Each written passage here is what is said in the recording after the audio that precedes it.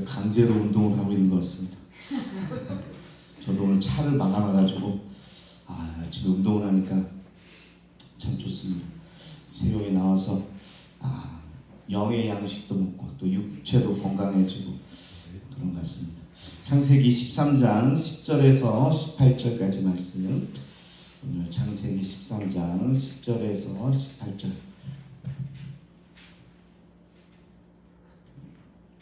우리 한 목소리를 같이 봉독하겠습니다. 창세기 13장 10절 시작. 이에 롯이 눈을 들어 요단 지역을 바라본즉 소알까지 온 땅에 물이 넉넉하니 여호와께서 소돔과 고모라를 멸하시기 전이었으므로 여호와의 동산 같고 에베콘과 같았더라. 그러므로 롯이 온 지역을 택하고 도로 옮기니 그들이 서로 떠난지라. 아브라함이 가나안 땅에 거주하였고 롯은 그 지역의 도시에 머무르며 그 장막을 옮겨 소돔까지 이르렀더라. 소돔 사람은 여호와 앞에 악하며 큰 죄인이었더라. 롯이 아브라함을 떠나매 여호와께서 아브라함에게 이르시되 너는 눈을 들어 너희 있는 곳에서 북쪽과 남쪽과 그리고 동쪽과 서쪽을 바라보라. 보이는 땅을 내가 너와 내 자손에게 주리니 영원히 이르리라. 내가 내 자손의 땅에 티끌 같게 하리니 사람이 땅에 티끌을 능히 셀 수 있을진데 내 자손도 세리라. 너는 일어나 그 땅을 종과 행으로 두루 다녀보라. 내가 그것을 내게 주리라.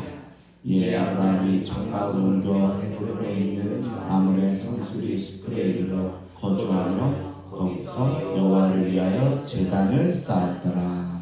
아멘. 사랑하는 성도 여러분, 평안하십니까?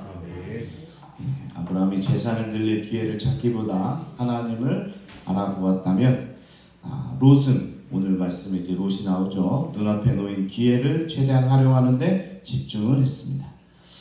롯의 눈에 띈 최고의 선택지는 요단 평화였습니다. 물이 넉넉했다고 하니까 풀이 많이 자랐을 테고 가축을 기르기에는 더없이 좋은 조건이 바로 이 요단 평화였죠. 흥미로운 점은 창세기가 롯의 마음을 표현하면서 이곳이 어땠다고 그래요?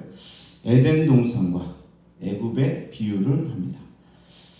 에덴 동산 어떤 곳이요? 그때 이제 시간이 많이 지났으니까 예전에 정말 하나님께서 우리에게 주신 낙원과 같은 곳, 그리고 애굽은 어떤 곳이에요? 얼마 전에 경험했던 현실의 낙원이죠. 현실의 낙원. 요단 평화를 대하는 롯의 자세가 어떠했는지 충분히 짐작할 수 있을 겁니다. 저기만 가면 진짜 내 삶은 평안해지겠구나, 풍족해지겠구나, 뭔가 이룰 수 있겠구나. 롯이 너무나 원했던 곳입니다. 보기에 너무 좋았습니다. 그래, 이 땅에 앞으로 신도시가 들어올 예정이야. 서울 강남 가기도 편하고 경기도 분당 쪽 가기도 너무너무 좋아.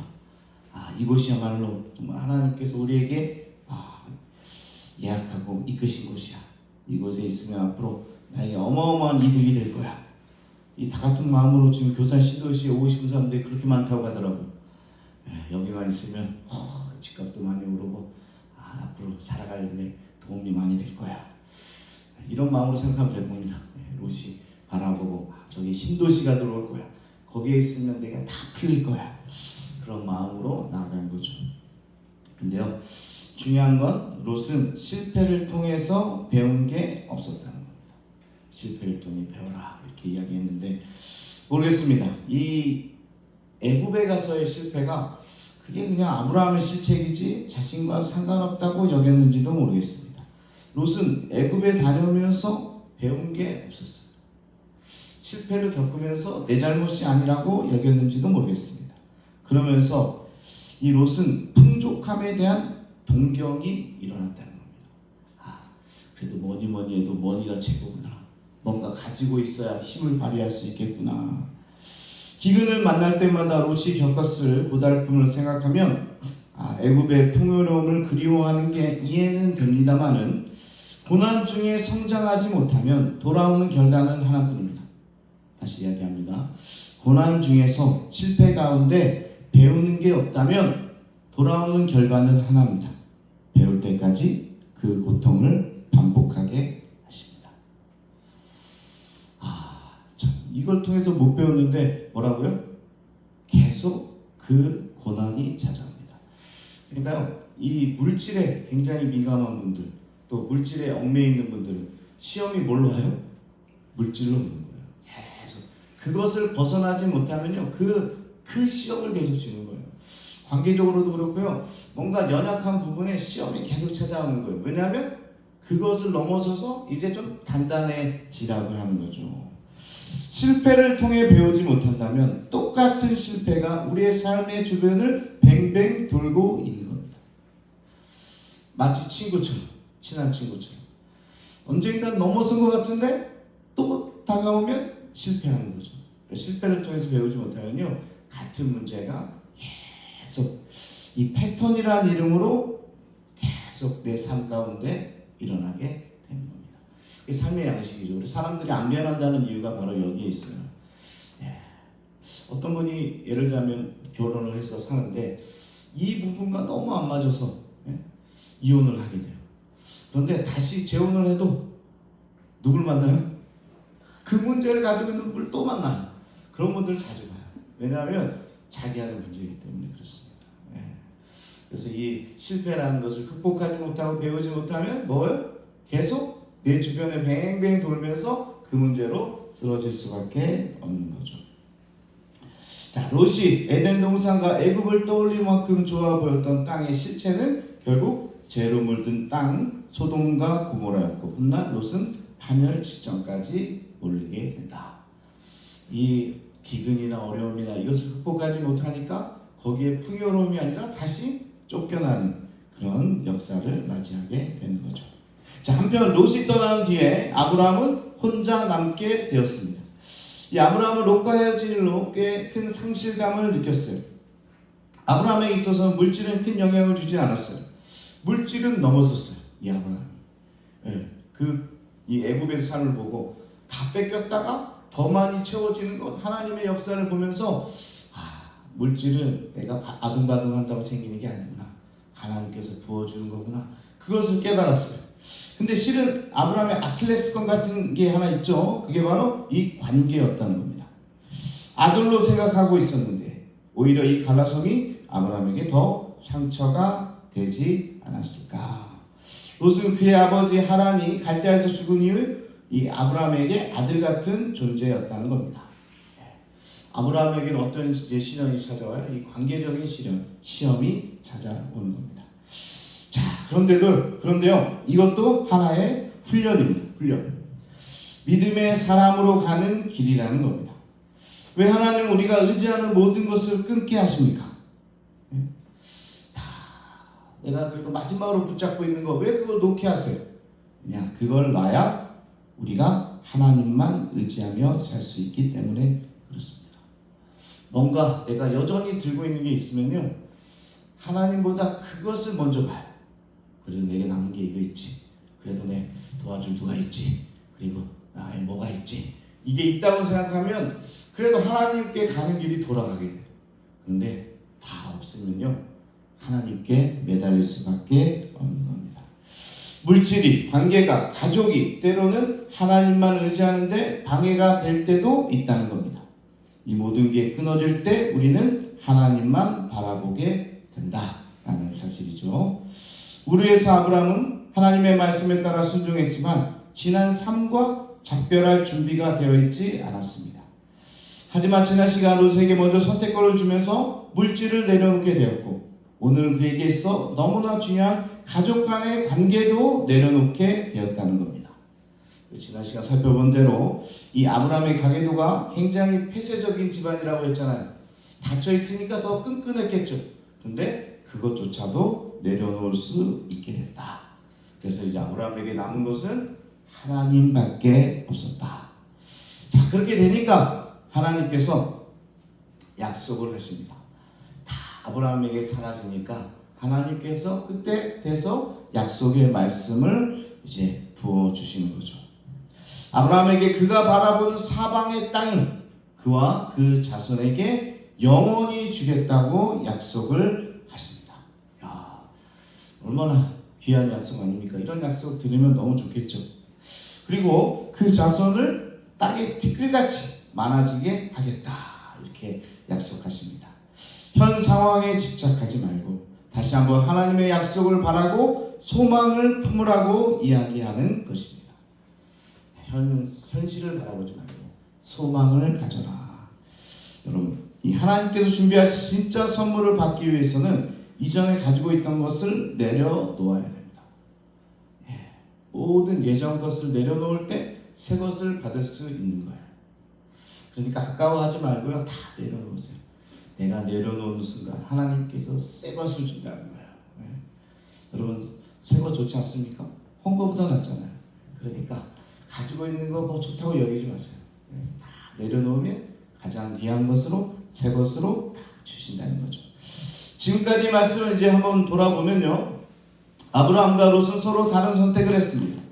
롯이 눈에 보이는 이득을 따라 나아갔다면 아브라함은 눈에 보이지 않는 하나님의 약속을 택한 거죠. 신앙으로만 판단한다면 아브라함의 선택이 당연하게 느낄지는 모르지만 현실로 바라본다면 이것은 그렇게 쉬운 선택은 아니었다는 겁니다. 성경은 그저 너는 눈을 들어 너 있는 곳에서 북쪽과 남쪽 그리고 동쪽과 서쪽을 바라보라. 보이는 땅을 내가 너와 내 자손에게 주리니 영원히 이르리라. 내가 내 자손이 땅에 티끌 같게 하리니 너는 일어나 그 땅을 종과 횡으로 두루 다녀보라. 내가 그것을 내게 주리라. 이렇게 이야기하고 있습니다. 자, 근데 이 말씀을요, 어떻게 보면 정말 은혜로운 말씀인데요, 또 어떻게 보면 하나님께서 약속하신 땅은 구체적이지 않습니다. 자, 우리는 그냥 다 앞으로 결과를 아니까 이 말씀을 들으면 막 흥분이 되고 나에게도 이런 말씀을 주시면 좋겠다 이런 생각이 드는데, 당신은 어땠을까? 정말 들으면 좋은 말씀이긴 한데 구체적이지 않아요. 그러면 언제 간다는 겁니까? 언제 가게 될지. 그럼 정확하게 어디까지입니까? 내 땅이. 여러분, 여기서 하나님께서 저 어디까지 할까요? 저 우리 장로님 댁에는 CU까지 내가 너 땅을 주겠다. 그러면 더 기분이 좋을지 몰라요. 그런데 야, 눈을 들어봐. 자, 저 북쪽을 봐봐. 보이는 만큼 너한테 줄게. 그러면 감흥이 안 오죠. 주겠다는 건가? 안 주겠다는 건가? 이게 어디까지 주겠다는 건가? 이게 잘 안 보이는 거예요. 그러니까 정확하게 어디까지가 그의 땅이 되는 건지, 또 지금 초라한데 어떤 방법으로 성취될 것인지 그에 대한 언급은 나오지 않다는 거예요. 그럴 때 우리가 답답함을 느끼게 되죠. 안 그래요? 그래서 말씀 가운데도 제가 축복을 선포할 때가 있습니다. 여러분들은 보게 될 겁니다. 그래도요, 별로 감흥이 없어요. 너무 구체적이지 않잖아요. 근데 여러분들에게 뭐라고 할까요? 좋은 집을 주실 겁니다. 그러면 교사네. 그러면 아멘 이게 나오죠. 그렇죠? 아멘이 저절로 나오죠. 근데 눈을 들어보면 다 너의 축복의 땅이 될 거다. 그러면 뭐 그렇게 하시려고 그런 말씀이시겠지. 이렇게 되는 거예요. 그러니까 오늘 말씀도요, 우리가 참 은혜가 되기도 하는데 어떻게 보면 답답함이 느껴지기도 하는 거죠. 근데요, 중요한 건 자, 이것을 주신다고 했는데 너의 자손을 통해서 주신다는 거예요. 자, 방법이 좀 그래요. 왜? 아내 사라의 나이를 생각해보면 가능성이 거의 없어 보일 뿐만 아니라 또 아브라함 생전에는 주지 않겠다는 의미로 받아질 수도 있다는 거예요. 무슨 말이에요? 복을 주시겠다는데 너의 자손을 통해 영원히 너의 가문을 통해서 이루어주겠다. 그러니까 내게는 아닌 것 같아요. 그리고 야, 나 자녀가 없는데 그러면 입양을 해야 되나? 그러면 입양하는 아이들을 통해서 주시겠다는 건가? 뭐 이런 여러 가지 생각들이 많이 드는 거죠. 미래의 일이고 뜬구름 같은 것이 돼버린다는 겁니다. 누군가는 그럴지도 모르겠습니다. 하나님, 희망 고문하지 마십시오. 요즘 우리 청년들이 이런 이야기를 하면 목사님 희망 고문하지 마십시오. 우리의 현실은 그렇지 않습니다. 그렇게 이야기를 하잖아요. 축복이라기보다는 기만에 가깝다고 느껴질 수도 있었습니다. 그런데 다행히도 아브라함에게는 몰라보게 강해진 신앙이 있었고 어떤 어려움이라도 믿음으로 극복할 준비가 되어 있었습니다. 믿음이 성장했어요. 그리고 오늘 이 말씀을 붙들기 시작합니다. 그냥 쉬운 말씀이 아니라고 그랬어요. 그냥 구체적인 약속이 아니기 때문에 어렵다고 그랬어요. 받아들이기 쉽지 않다고 그랬어요. 그런데 아브라함은 받았어요. 아브라함은 구체적이지도 현실적이지도 않았던 이 축복의 말씀을 기꺼이 받아들입니다. 그리고 상수리 나무가 많던 그 헤브론 마므레로 이주했고 그곳에서 다시 제단을 쌓아 하나님께 예배를 드립니다. 저도요 이번에 창세기 아브라함의 말씀을 다시 한번 돌아보면서 아브라함이 이렇게 예배를 많이 드렸는지 다시 보게 됐어요. 정말 순간순간 아브라함은 뭐예요? 예배를 드렸어요. 하나님의 약속이 있으면 항상 예배를 드렸어요. 뭔가 감사한 일이 있으면 항상 예배를 드렸어요. 항상 주님 앞에 나아갔던 신앙입니다. 그게 믿음으로 연결된 것 같습니다. 여러분들 믿음이 강해지고 싶으면 이 삶의 자리에서 항상 예배를 드릴 수 있어야 한다. 자, 아브라함이 제단을 쌓았던 곳, 즉 세겜과 베델과 아이와 헤브론은 나중에 이스라엘이란 나라가 생겼을 때 중요한 성읍이 됩니다. 중요한 도시들이 돼요. 거점 도시가 됩니다. 이처럼 아브라함은 풍요로운 땅이 아니라 약속의 땅에 머물렀고 그 땅은 종국에는 그 후손들에게 영원히 이어지게 되는 거룩한 땅이 되었다라는 사실입니다.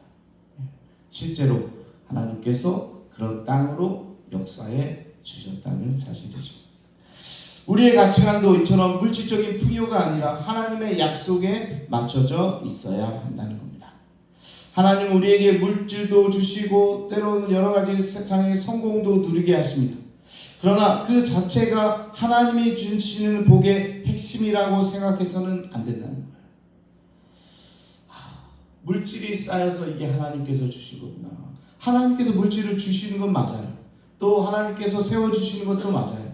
그러나 그런 결과물을 가지고 하나님께 복받았다고 그렇게만 여기는 것은 잘못된 생각이라는 겁니다. 더 큰 복이 있어요. 참된 복이 있어요. 그거는 하나님과 동행하는 삶이고 하나님의 언약에서 벗어나지 않는 삶이고 하나님께 예배하는 삶이 참된 복이라는 사실이에요.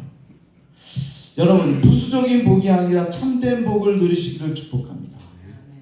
다시 좀 설명을 드릴게요. 하나님께 주시는 복은요 우리를 평안으로 인도하시는 거예요. 우리와 함께 하시는 거예요. 우리의 약속의 성취를 이루시는 복이에요. 그런데 그 복에 부수물들이 있어요. 그 복을 받으면 딸려오는 것들이 있어요. 그 딸려오는 게 물질이에요. 딸려오는 게 하나님께서 세워주시는 거예요. 딸려오는 게 명예일 수 있어요. 딸려오는 게 여러 가지 세상에서 그렇게나 원하는 것들이에요. 그런데 하나님의 복을 누리면요 90%는 하나님께서 말씀하시는 함께 하심이고 평안이고 또 하늘나라고 그런 거고 10% 이하만 그런 딸려오는 복이라는 겁니다. 여러분 복이 없다는 말 안 했어요. 하나님 그까짓 거 못해줄 뿐이 아닙니다. 그러나 더 큰 복을 사모해야 된다. 그러면 따라오는 게 그런 복이다라는 사실입니다.